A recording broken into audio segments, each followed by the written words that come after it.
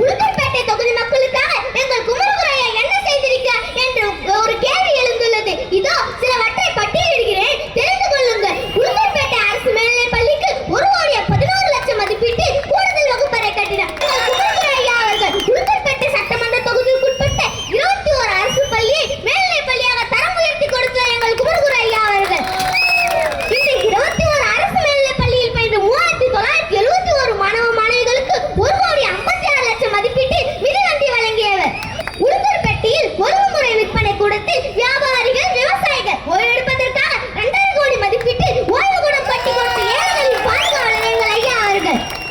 தமிழ்நாட்டிலேயே முதல் முறையாக குளிர்சாதன வசதியுடன் கூடிய நீதிமன்றத்தை அமைத்துக் கொடுத்த மனுநீதி சோழர் எங்கள் ஐயா அவர்கள்.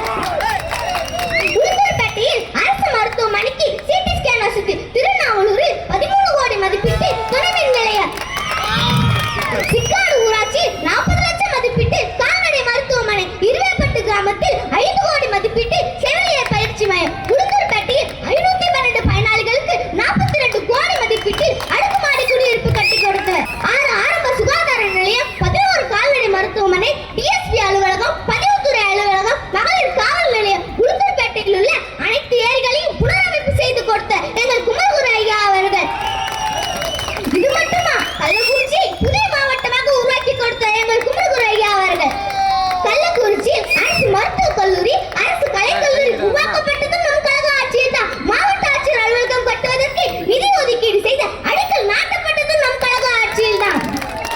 இது போன்ற எத்தனையோ திட்டங்களை உளுந்தூர்பேட்டை தொகுதி மக்களுக்காக எங்கள் குமரகுரு ஐயா அவர்கள் செய்திருக்கிறார். தற்போதுள்ள சட்டமன்ற உறுப்பினர் உளுந்தூர்பேட்டை தொகுதி மக்களுக்காக என்னென்ன திட்டங்கள் செய்திருக்கிறார் என்று எங்களுடன் பட்டியலிட முடியுமா? பட்டியலிடுங்கள். எத்தனையோ ஏழை குடும்பங்கள் பசியார அம்மா உணவகம், அம்மா மருந்தகம், அம்மா குடிநீர், அம்மா மினி கிளினிக், அம்மா சிமெண்ட், அம்மா குழந்தைகள் நலப்பரிசு பெட்டகம், அம்மா மகப்பேறு திட்டம், அம்மா மிஸ்ஸிலிண்டர் திட்டம், ஏழை பெண்களுக்கு தாலி திட்டங்கள், திருமண உதவித்தொகை, தொட்டில் குழந்தை திட்டம், மாணவர்களுக்கு இலவச மிதிவண்டி, இலவச மடிக்கணினி, அம்மா ஸ்கூட்டி போன்ற எண்ணற்ற திட்டங்கள் நம் கழக ஆட்சியில் தான் செயல்படுத்தப்பட்டது என்பதை எவராலும் மறுக்க முடியாது. இந்தியாவில் எந்த மாநிலத்திலும் ஒரு ஆட்சி காலத்தில் 11 மருத்துவக் கல்லூரிகள் மருத்துவமனையோடு வாங்கியதாக சரித்திரமில்லை. அந்த சரித்திரத்தை படைத்த சரித்திர நாயகர் நம் எடப்பாடி ஐயா அவர்கள். 6 சட்டக் கல்லூரிகள், ஆசியாவிலே மிகப்பெரிய கால்நடை ஆராய்ச்சி பூங்காவை உருவாக்கி கொடுத்த நம் எடப்பாடி ஐயா அவர்கள். 7.5% உள் ஒதுக்கீடு வழங்கியதன் மூலம் என்னை போன்ற ஏழை குடும்பத்தில் பிறகு என் அக்கா அண்ணன் மருத்துவராகும் உயரிய வாய்ப்பை உருவாக்கி கொடுத்த நம் எடப்பாடி ஐயா அவர்கள். கால்நடை மேலாண்மை ஆணையம், குடிமராமத்து திட்டம், விவசாயிகளுக்கு பயிர்க்கடன் தடுத்து 6,000 நகைக்கடன் தள்ளுபடி, உள்ளாட்சி அமைப்புகளில் பெண்களுக்கு அதிகாரம் அளிக்க 50% இடஒதுக்கீடு போன்ற எண்ணற்ற திட்டங்கள் மக்களுக்காக வேண்டிய ஒரே ஆட்சி நம் அண்ணா திராவிட முன்னேற்ற கழகத்தின் ஆட்சி. நம் எடப்பாடி ஐயா அவர்கள் செல்லுமிடமெல்லாம் மக்கள் கேட்கும் ஒரே கேள்வி, ஐயா நீங்க எப்ப ஆட்சிக்கு வருவீங்க என்று கேட்கிறார்கள். அந்த அளவிற்கு இன்று பொருளாட்சி நடந்து கொண்டிருக்கிறது. மின் கட்டணம் ஏறி போச்சு, சொத்து வரி ஏறி போச்சு, தண்ணி வரி ஏறி போச்சு, விண்ணை முட்டு மலையிட்டு இன்று விலைவாசி ஏறி போச்சு.